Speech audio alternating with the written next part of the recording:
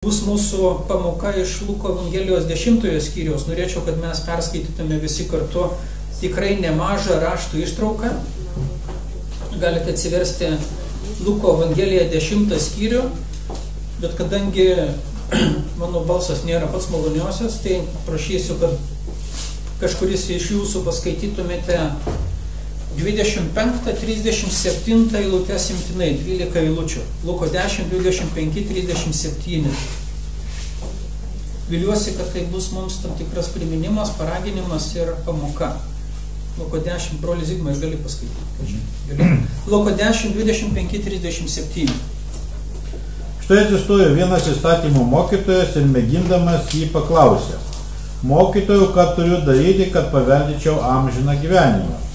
O jis tarė: o kas parašyta įstatyme, kaip skaitai?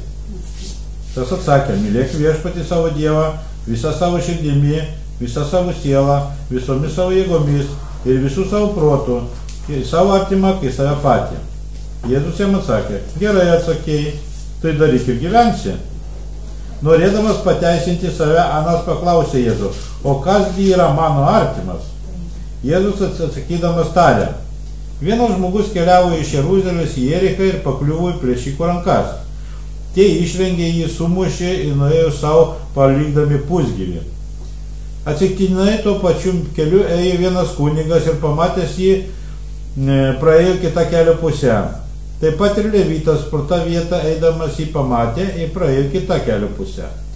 O vienas samarietis keliaudamas užtiko jį ir pasigailėjo. Priėjęs jis aprišo jo žaizdas, užpildamas aliejaus ir vynu užkėlė ant savo gyvulių, nugabeno į užeigą ir slaugė jį. Kitą dieną iškeliaudamas jis išsiėmė 2 denarus, padavė užeigų šeimininkui ir tarė: slaugyk jį, o jeigu ką išleisi viršaus, sugrįžęs atlyginsiu. Kas iš šitų 3 tau atrodo buvo artimas, patekusiam į plėšikų rankas? Jis atsakė: tas, kuris jo pasigailėjo. Jėzus jam tarė: eik, tu taip daryk.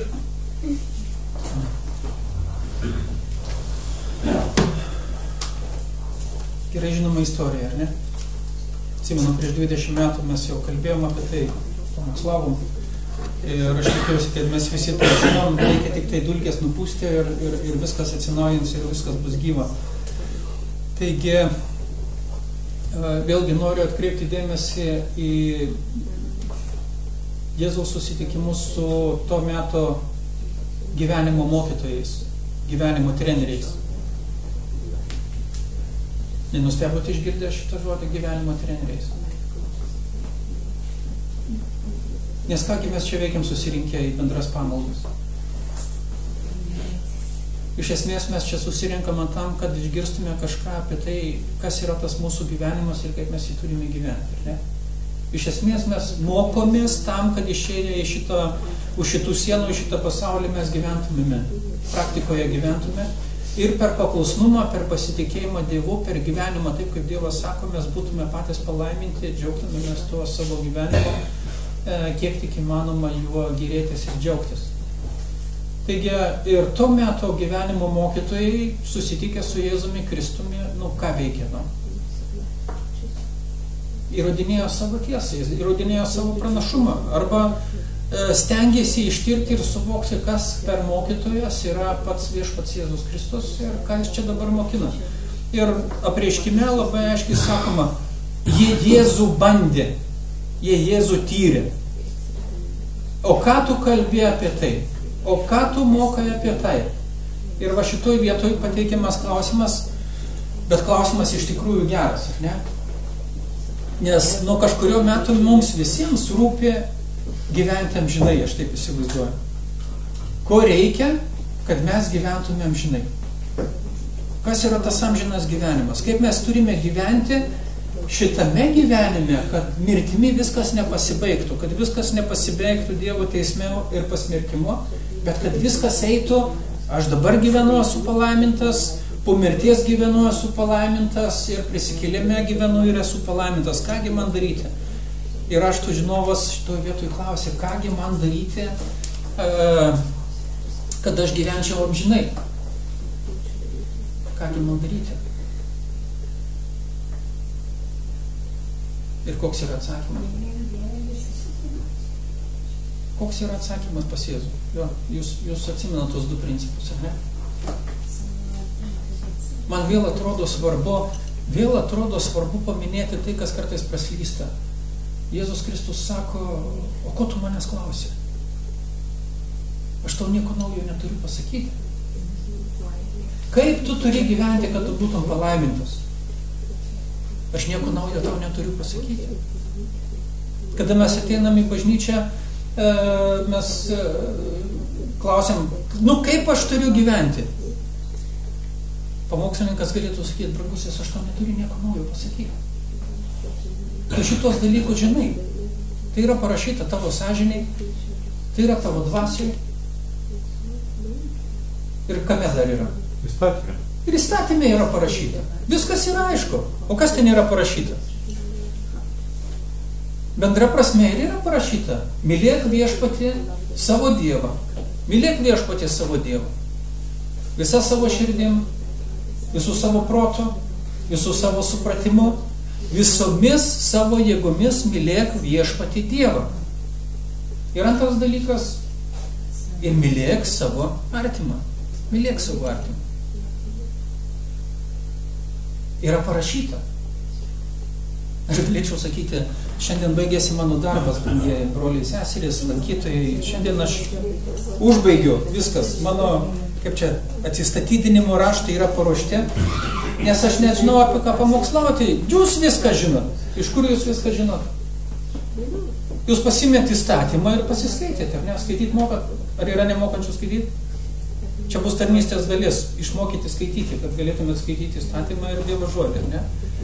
Mokat skaityti, viskas. Ką ten daugiau pasakoti, ką ten dar aiškinti apie tai, kas yra ir taip aišku, ne? Viskas yra aišku, gyvenk, gatava. Viskas parašyta. Bet ne taip lengvai yra padaroma, matyti, ne?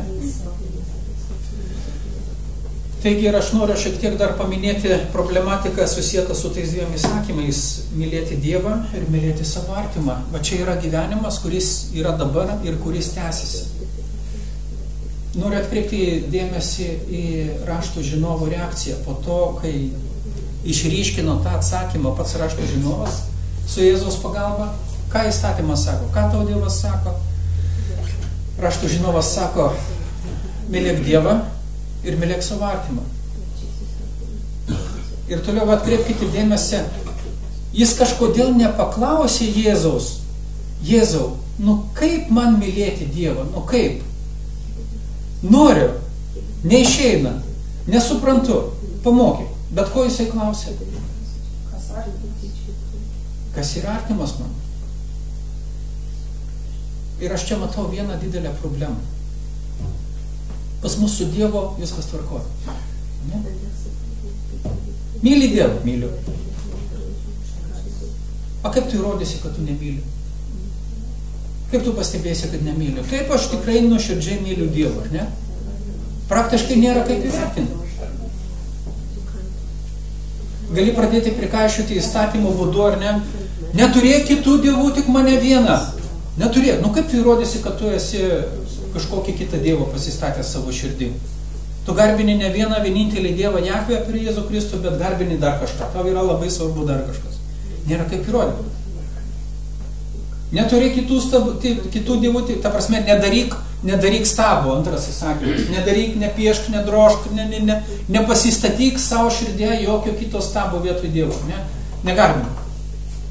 Atėjai į namus, žiūrė, paveikslų praktiškai nėra, vienas ten kažkoks 12 mokinių vakarienė nupiešta, neprisimenu Michelangelo ar kino ten jisai nupieštas, ar Da Vinčio gal.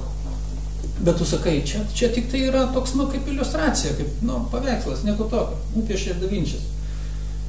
Paveikslų nėra, kaip įrodyti, kad tu stabą turi. Arba švęsk šventes yra, toliau dar vienas įsakymas. Švenčiu, ne? O va kada pereiname kalbėti apie meilę savo artimui, va šitoj vietoje yra viskas akivaizdžiau. Viskas intensyviau. Todėl raštų žinovas apreiškime yra tos eilutės, kurios skamba taip, sako, norėdamas save pateisinti. A ko jam prireikia teisintis dabar Kristaus akivaizdoje? Staiga jam prireikia žinių, nes jisai, matai, susimaišė, nebesupranta, kuriuos to žmonės reikia mylėti, o kurių žmonių nereikia mylėti. Tai, kad myli Dievą, jis yra viskas aišku. Jisai mokosi įstatymo, mokosi Biblijos, jisai žino tiesas, žino teologiją, jisai pašvenčia tam po 6-8 valandas į dieną, jisai būna sinagogoje, jis daro pamaldumo darbus bažnyčioje, šitam šventyklui ir panašiai. Tai, kad myli Dievą, yra viskas aišku. O štai su žmonėmis pasirodo yra problema. A kuriuos iš tų žmonių reikia mylėti? Kurie žmonės yra verti mūsų meilės?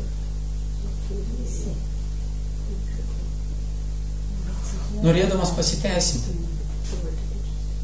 Žinot, Biblijoje parašyta, tai ko jūs nedarote? Ko čia mums kiekvieną sekmadienį susirinkinėti?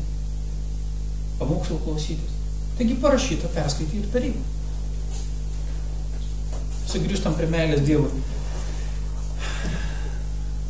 Labai paprastas klausimas mums šiandien. Ar mes mylime Dievą visą savo širdim? Visų savo proto? Supratimu? Jėgomis? Yra labai paprastas dalykas. Jeigu tu myli Dievą, tai tu gyveni pagal jo visus įsakymus, ar ne? Ar nesinori paklausti, o pagal kuriuos įsakymus? Vat jeigu aš myliu Dievą, tai kuriuos Dievo įsakymus reikia vykdyti? Nėra tokio klausimo. Ne? Keista. Turėtų kelt kokie nors klausimai. Jeigu tu myli Dievą, a kodėl aš turiu vykdyti šitą įsakymą? Jis gal netinka. Šitoj vietoj noriu pasakyti, ir mums šiandieną yra aktualūs visi Senojo testamento įstatymo pamokymai. Visi. Skaitot Senojo testamento įstatymą, viskas yra skirta mums, išskyrus aukojimo, apipjaustimo dalykus, ten tos apeiginius religinius. Visa kita yra mums. Nes visas įstatymas aiškina, kaip mums reikia mylėti Dievą ir kaip mums reikia mylėti savo artimą pavyzdžiais.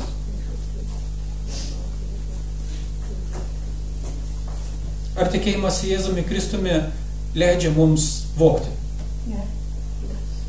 Žinoma.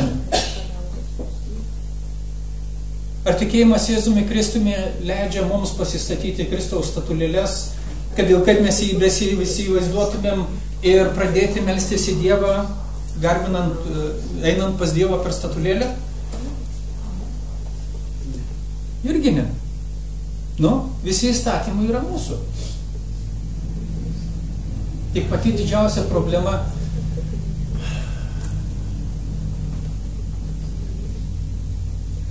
mes nepajėgėm gyventi pagal Dievo įstatymus nuo iki viso 100%. Mes nepajėgėm. Tik tai žmonės negali mūsų tame apkaltinti. Fariziejus, tas rašto žinovas, kuris klausė Jėzaus, ką man daryti, kad gyvenčiau amžinai, jisai sulaukė atsakymo: vykdyk visus Dievo įsakymus, kuriuos tu žinai per Senojo testamento viso tą įstatymų pranašų knygų rinkinius. Gyvenk taip. Viskas tvarkoja. Ir va tai turėjo jau uždaryti žmogų į akligatvį. Šitas supratimas, kad aš privalau vykdyti Dievo įsakymus, bet neįstengiu jo įvykdyti, jau turi žmogus suneraminti ir sakyti: taigi aš neteisus Dievo akivaizdoje. Aš neteisus, nes aš neįstengiu įvykdyti visų Dievo įsakymų. Vargas man, ką man daryti? Ką man daryti? O Seno testamento metu tai buvo išeitis aukų aukojimas, gyvūnų aukų aukojimas. Kiekviena nuodėmė turėjo būti atpirkta krauju. Pagal Dievo sumanymą gyvulių krauju iki tikrojo atpirkėjo atėjimo. Iki tikrojo atpirkėjo atėjimo. Ir šitoj vietoj, perinant prie mūsų pačių asmeniškai, Nori gyventi amžinai? Mylėk viešpatį Dievą ir vykdyk jo įsakymus. Šitas principas jisai išlieka. Tik mums būtinai reikia prisiminti Dievo malonės dovaną mums per Jėzų Kristų. Dievas tarsi sakytų, vaikelė, žinau, kad tu netiesi. Žinau, kad tu esi kūniškas ir tu labai prisirišęs prie žemiškų dalykų. Žinau, kad visos tavo mintis yra apie tai, kaip išlošti milijoną, kaip tapti milijonierium, kaip lengvai ir gerai gyventi ir kaip nepatirti iš viso jokio vargo savo gyvenime. Kaip sugalvoti taip, kad moteriams būtų lengviau gimdyti, o geriau iš viso negimdyti, kad nereikėtų skausmo kentėti ir panašiai. Visos mūsų svajonės yra tik tai, kad vargo nebūtų, ar ne? Ir viešpats sako, aš žinau, kad jūs esate tokie. Ir jūs nepasikeitėte. Bet aš turiu jums paguodą, išeitį, pagalbą, aš siunčiu jums atpirkėją Jėzų Kristų, per tikėjimą, kuriuo jūs turėsite galimybę stoti mano akivaizdon ir nebūti pasmerkti ir atmesti. Dar daugiau, per tikėjimą Jėzumi Kristumi jūs gausite šventąją dvasią, kuri paguos jūs ir duos jėgų gyventi taip, kaip Dievas jums sako, žingsnis po žingsnio darant vis daugiau pažangos. Pasakykite tam. Ar girdėjot, ką sakiau? Nes mano balsas yra pakankamai migdantis, aš taip įsivaizduoju, ir besiklausant jau pradeda sąmonė atsijunginėti. Brangieji, ko reikia, kad gyventum amžinai, noriu tą pabrėžti. Reikia įvykdyti Dievo įstatymą. Reikia gyventi taip, kaip Dievas sako gyventi. O Dievas nieko kito nesako, kaip tik tai, kas yra gera ir teisinga žmogui. Gyvenk Dievo įstatymu, būsi sveikas tu, būsi palaimintas tu ir tavo vaikai. Gyvenk. Ir vat šitoj vietoj atsakymas fariziejui jau turėjo vesti fariziejaus mintis prie to, kad reikalingas gelbėtojas, reikalingas mesijas. Reikalingas kažkas, kas jį pateisintų Dievo akivaizdoje. Nes įvykdyti visą Dievo įstatymą, nepažeidžiant jo 100%, mums žmonių prigimti turintiems, nuodėmingą prigimti turintiems žmonėms yra neįmanoma. Tau reikalingas Jėzus. Tau reikalinga šventoji dvasia.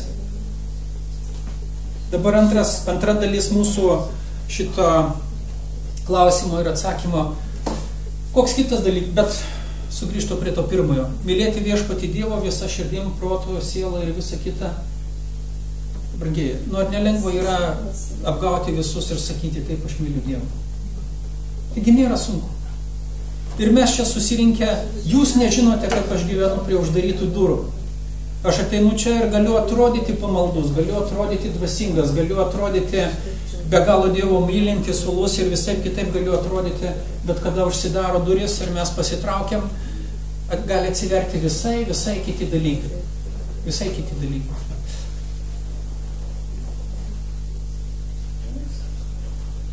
Tai yra lengviau.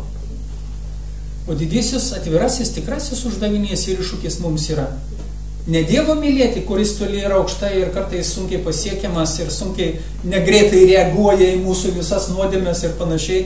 Žymiai sunkiau yra mylėti tą, kuris yra šalia.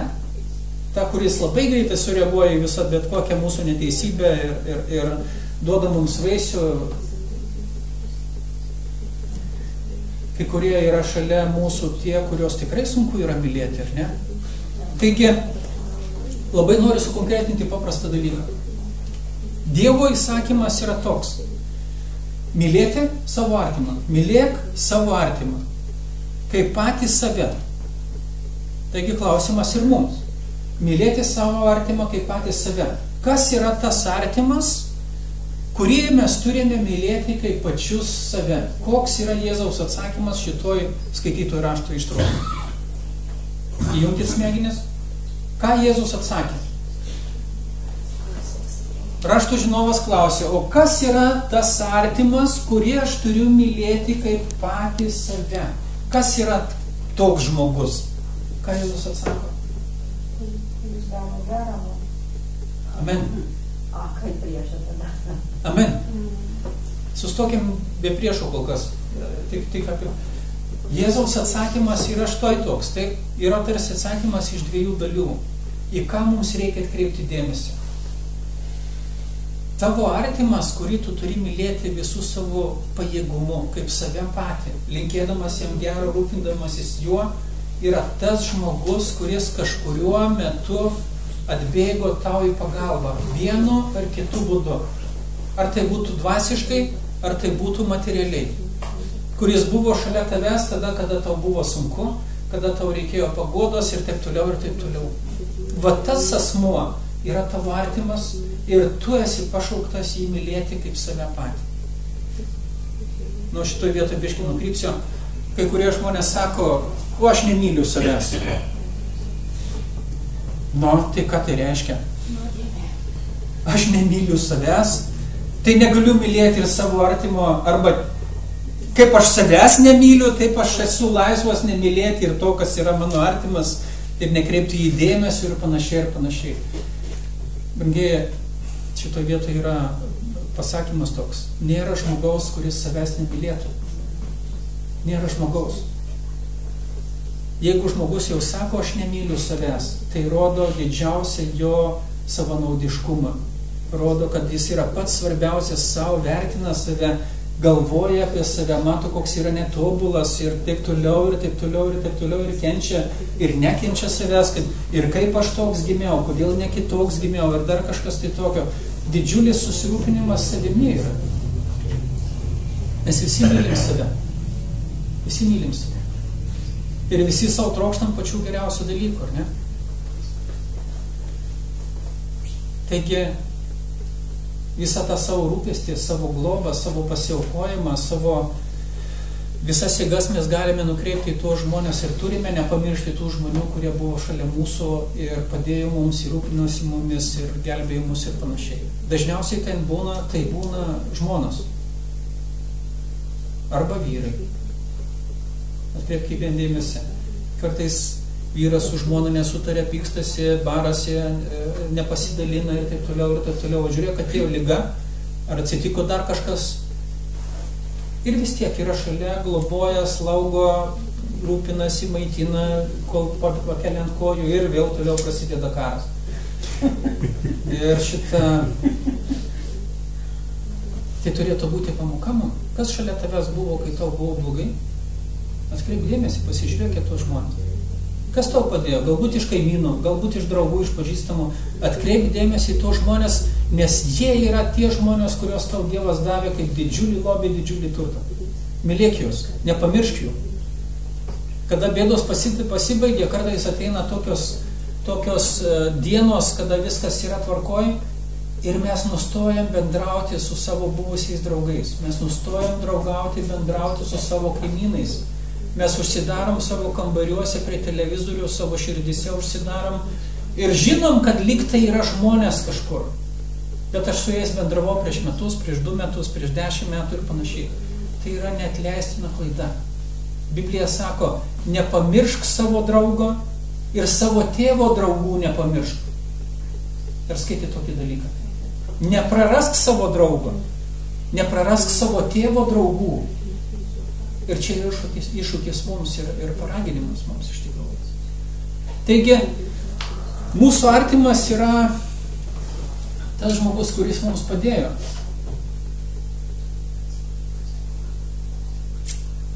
Ir antra atsakymo dalis yra kokia? Jums dabar reikėtų įkišti akis į Bibliją ir paskaityti paskutinės eilutes. Eik ir daryk tai. Amen. Ale kaip daryti? Jėzus papasakojo tokią istoriją apie samarietį ir banditų užpultą ir sumuštą plėštą žmogų.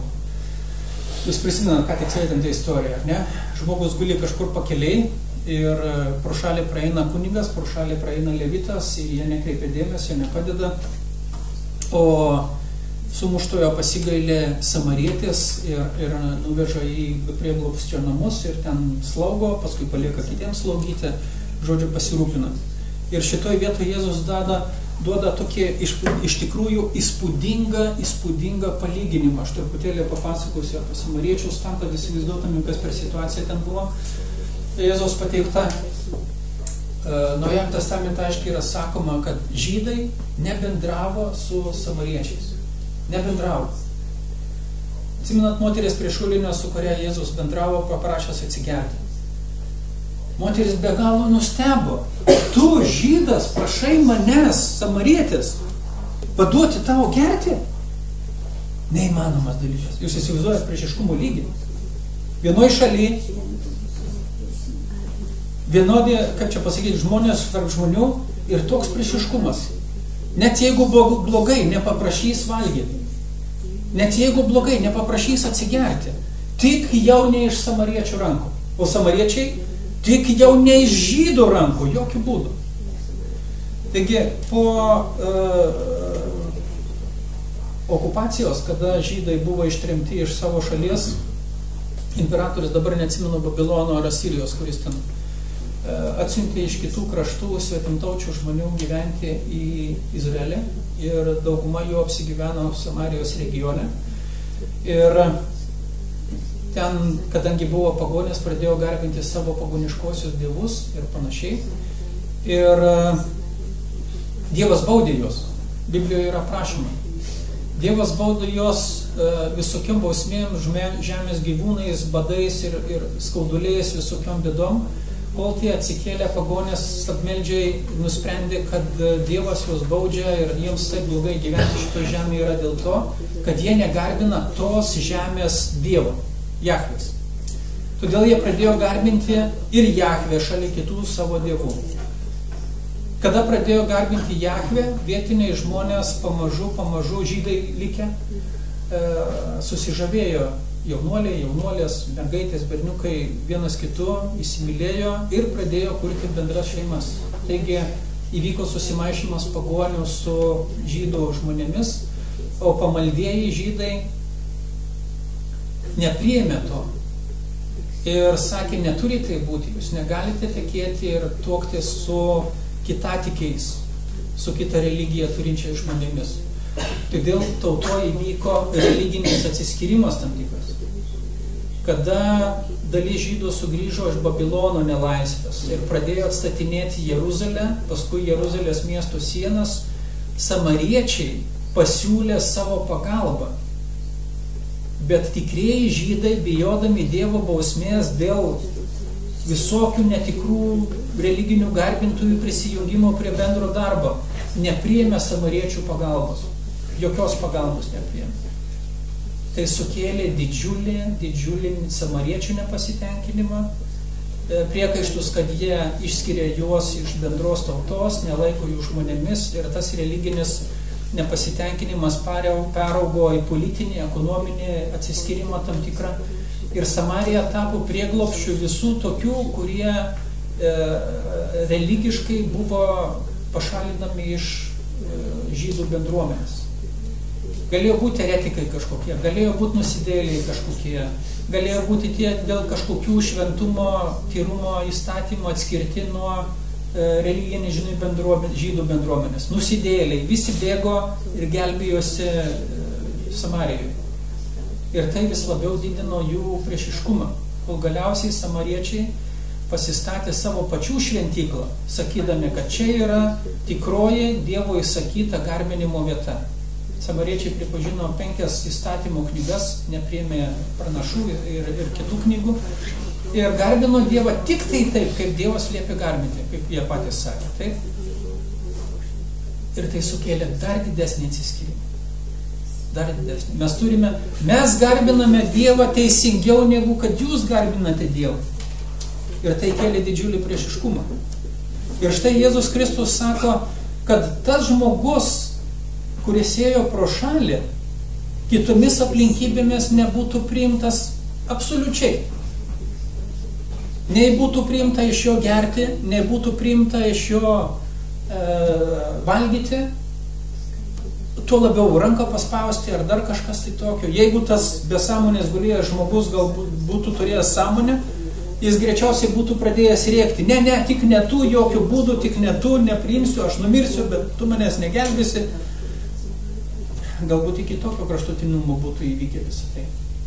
Ir štai kas atsitiko. Jėzus sako, šitas žmogus pasigailėjo, pasirūpino ir atstatė sumušto žydo, apiplėšto žydo sveikatą ir gyvenimą. Taigi, kuris iš jų tapo artimas? Žydas kunigas, kuris nepadėjo, nors įstatymiškai jie yra artimi. Žydas levitas, kuris nepadėjo, nors pagal įstatymą tai yra brolis. Ar samarietis, kuris padėjo, nors įstatymų požiūriu jis yra netikęs, nepriimtinas ir taip toliau ir taip toliau. Kuris iš jų tapo artimu? Ir atsakymas yra, sako, tas, kuris paniekintas, atmestas, bet jisai padėjo tau, jis yra tavo artimas. Tu jį turi mylėti kaip save patį. Ir vėl sugrįžkim prie pasakojimus istorijos. Ką tokį mylėti kaip save patį? Samarietį. Eretiką. Banditą. Nesilaikantį Dievo įstatymų. Kaip čia pasakius, ir visokių kitokių blogų epitetų galų sugalvoti. Ir Jėzus sako, taip, va šitą tu turi mylėti, nes jis tau padėjo. Atkreipkim dėmesį į mūsų pritaikymą šiandien dieną. Atsimenu, Valentas kažkada pasakojo, automobilis jam neužsivedė. Ėjo kažkoks žmogus pro šalį, kažką tai patarė ir automobilis užsivedė. Kas tas žmogus buvo, aš nežinau, kaip ten buvo, tai Valentas pažįsta, nepažįsta, nežinau. Bet va šitoj vietoj yra labai gražus pavyzdys.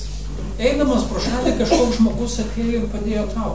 Atkreip dėmesį, jis yra tavo artimas, kurį tu turi mylėti kaip save patį. Ir bet kurioje vietoje, bet kurio būdu. Tai kažkas jums esant reikalui paskolino pinigų. Atkreip dėmesį tą žmogų. Ir panašus dalykai. Jau kalbėti apie žmoną ir vyrą. Kad ir kokie jie samariečiai šalia mūsų būtų, tu turi jį mylėti kaip save patį. Amen? Ir dar vienas iš tų dalykų, kuris užbaigė viešpaties Jėzaus pamokymą, yra skirtas jisai mums, be abejonės. Įsakymas. Eik ir tu taip daryk, kaip tas samarietis darė. Eik ir tu taip daryk. Ar mums tinka būti samariečiais šitame pasaulyje?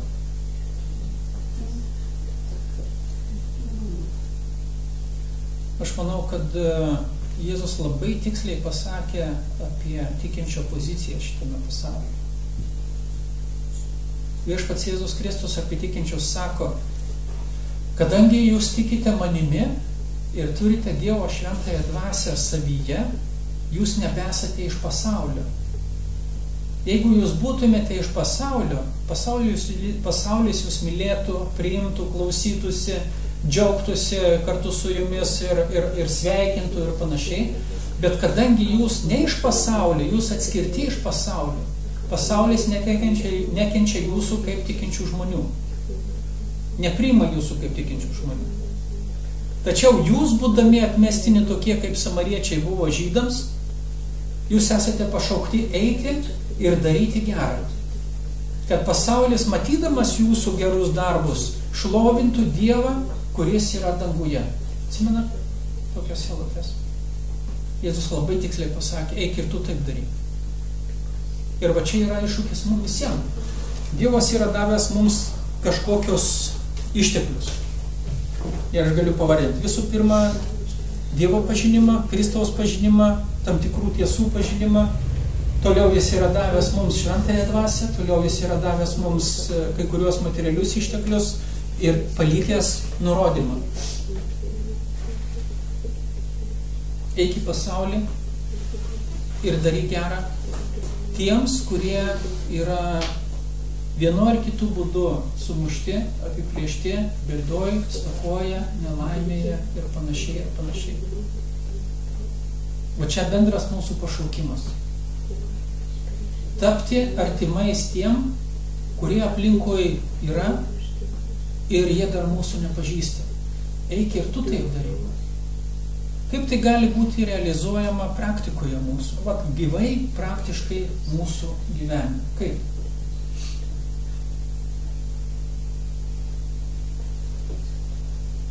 Neužteks mėgoti, jau pabuskit, pradėkime mąstyti kartu. Tu kaip tas samarietis, mylėk savo artimą. Ką tu gali padaryti vardan tų, kurie aplinkui?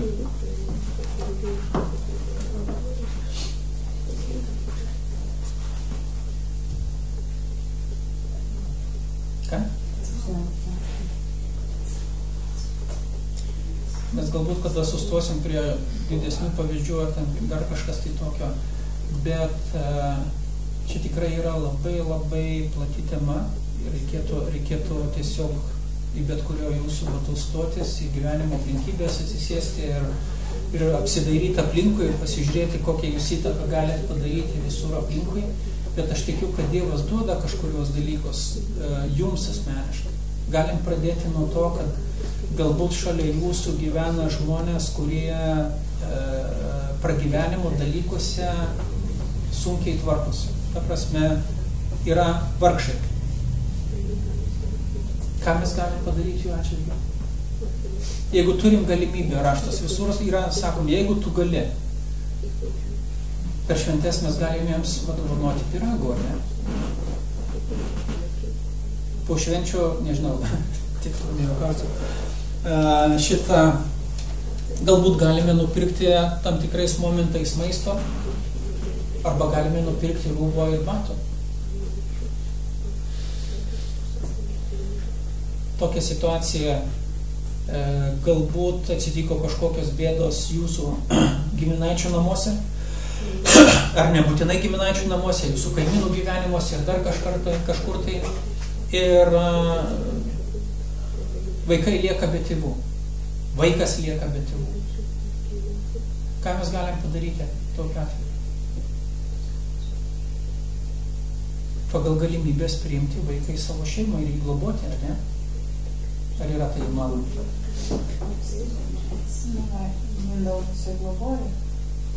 Bet tai kainuos pinigų, mano nervų kainuos, mano pinigų kainuos, mano vieni ištekliai ir visa kita.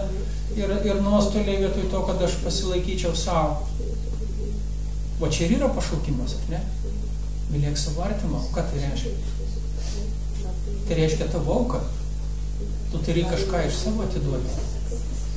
Tai viena iš galimybių. Paprastesnė galimybė yra tokia, jeigu mes turim laiko, laisvo ir turim sveikatos, pats paprasčiausias sprendimas. Ar esat girdėję, ir dar su ta sąlyga, kad bendruomeniai nepasiūlo jums jokių gailestingumų darbų, jokių gailestingumų misijų ir panašiai. Tai ką mes galim daryti? Amen. Amen. Yra visos galimybės prisidėti prie kitų daromų darbų bendram labui. Yra toks dalykas kaip savanoriavimas, pavyzdžiui. Yra daugybė galimybių savanoriškai pasidarbuoti vardan visuomenės arba renginiuose kažkokiuose, ar dar kažkur tai, ir įsilieti į bendrą komandinį darbą dėl kitų gerovės, vienu ar kitų būdų, savanoriauti. Jeigu tu esi sveikas ir stiprus ir sakai, turiu galimybę, kodėl nenueiti į slaugos ligoninę ir pasakyti vadovams, klausykit, tikiu Dievu, noriu patarnauti žmonėm, suprantu, kad čia yra sunku, aš galiu pasitarnauti šitoje vietoje valandą, 2, nežinau, į dieną, į savaitę, ar kaip nors, kaip ten bebūtų, ar galiu būti naudingas. Skist. Respiratorius, rankos junginėse, pirštinėse, prašau darbo, va, eik ir savanoriau, eik ir daryk šitą darbą, ar ne? Ir ar yra tame prasmės, tame, ką aš kalbu?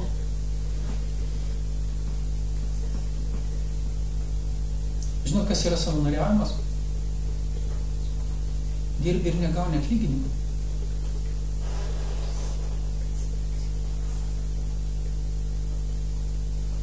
Ir žmonės klausia, tu ką, durnas? Ko tu čia dirbi? Koks galėtų būti atsakymas į tokį klausimą? Kodėl tu čia? Atsiprašau. Aš manau, kad teisingas atsakymas būtų, aš myliu Dievą. Ir myliu tave. Noriu būti tau naudingas. Čia kaip, labai galbūt iš aukštai tas atsakymas toks. Bet tai yra tikroji tiesa. Kodėl tu eini neatlygintinai dirbti, kodėl tu slaugai tiems, kuriems yra bėda, kodėl tu skubiai pagalba tiems, kuriems reikia tos pagalbos? Dėl to, kad tu myli Dievą. Dėl to, kad Dievas taip sako tau daryti. Ne dėl to, kad iš mano prigimties, iš manęs paties tai kyla, bet tai yra Dievo tiesa ir Dievo pamokymas. Eik ir tu tapk artimu kitiems. Tai gali atvesti į nuostolį. Tai gali atvesti į nuostolį. Bet jeigu Dievas norės, kai kurios sielos bus išgelbėtos.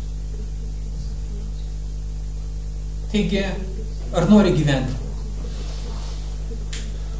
Ar nori gyventi amžinai, broli, sesė? Nu, tai ką reikia daryti?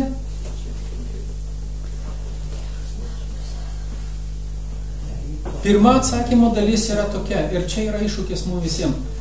Mylėk viešpatį Dievą visą savo širdimi, visą savo sielą, visų savo proto, visomis savo jėgomis. Mylėk viešpatį Dievą. Aš kada tą kalbu, man pačiam vidu yra toks. Aš noriu tą daryti, aš noriu toks būti, bet toli gražu iki šito įsakymo įgyvendinimo. Ačiū tau, Jėzau, už tavo auką ir savo dvasia, būk gailestingas ir įkvėp mane šitam gyvenimo būdui, pagal šitavo principą. Antras dalykas, mylėk savo artimą, mylėk savo artimą.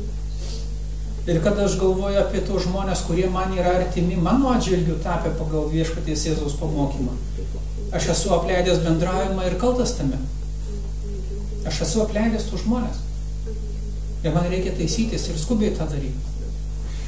Ir trečioji dalis, jeigu nori gyventi amžinai, eik ir tu pats tapk artimu kitiems.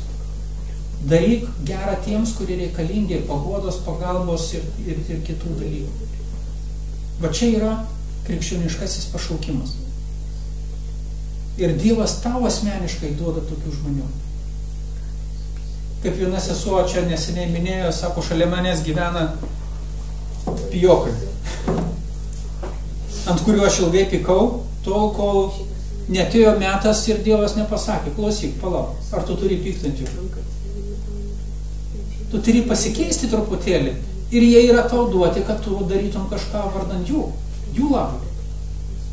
Ne per daug aišku. Aš turiu galvoj, nėra prasmės kiaulėje atiduoti savo auksų ir sidabro. Visų brangiausių dalykų, kad jie suvalgytų, sutryptų ir galų gale dar atsisukę apkandžytų. Bet yra tam tikras laikas, kada mes iš Dievo galime jiems rodyti malonę ir dėmesį ir pagalbą teikti, tol, kol ateis metas ir tos pagalbos, kaip pasakyti, būsime laisvi neduoti jos. Taigi, brangieji, linkiu, kad šitas paraginimas būtų gyvas ir naujas mūsų širdise ir protose ir jisai nukreiptų mūsų kelius jau šiandien ir rytoj ir per ateinančias dienas. Viską linkiu daryti blaiviai, protingai, apskaičiuojant, apmastant ir įvertinant. Žinot, po tokio pamokslo gali širdis susidegti ir sakyti, viską išdalinsiu vargšams, viską, va tuo einu, viskas, pulsiu visiems padėti. Ir po savaitės ateinat ir sakot, klausykit, nebeturiu valgyti. Visio. Duokit man. Va, viską išgelbėjau, atidaviau, padėjau, dabar nebeturiu, gelbėkit mane. Noriu priminti bendrą principą. Viską reikia daryti Dievo dvasioje, blaiviai ir protingai, su sąlyga, jeigu turite 2 marškinius. Jeigu turite 2 marškinius, jau tada galite imti daryti gerą. Bet jeigu turite tik 1 marškinius, nėra prasmės jų plėšyti į 2 dalis, į 3 dalis, nes nei jūs patys apsirengsit, nei kitiems naudos bus. Taip, reikia turėti galimybės gerą daryti, blaiviai jas pasverti ir tada veikti.